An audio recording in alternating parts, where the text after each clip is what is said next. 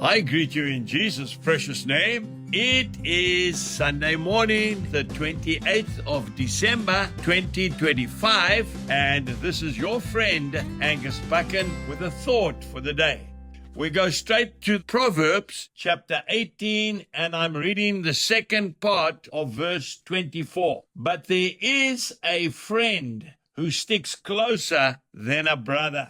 And then if we go to the Gospel of John chapter 15, verse 14, Jesus says, "You are my friends if you do whatever I command you to do."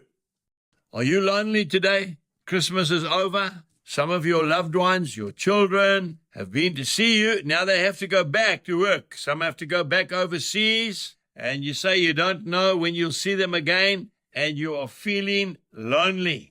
Well, I want to share something with you today. What you sow, I'm talking as a farmer, is what you will reap.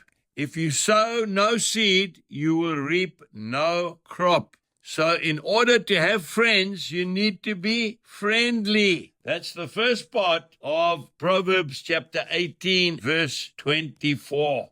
You know, I want to tell you a story about a rich lady. It's just a story. She was a godly woman, but she was very wrapped up with herself. But there was a maid and stayed in a little room at the back of the house. She was a friend of Jesus, and Jesus was her friend. And she spent lots of time with the Lord, praying, reading scriptures. When she got old, she died. She went to heaven.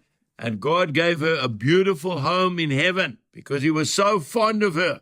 Then the rich old lady died and she went to heaven. And when she arrived in heaven, St. Peter took her down a street of gold, said, "I'm going to show you your home." They walked past this beautiful palatial home. And Peter said to the rich old lady, "You see that house? That belongs to your maid. That's where she stays."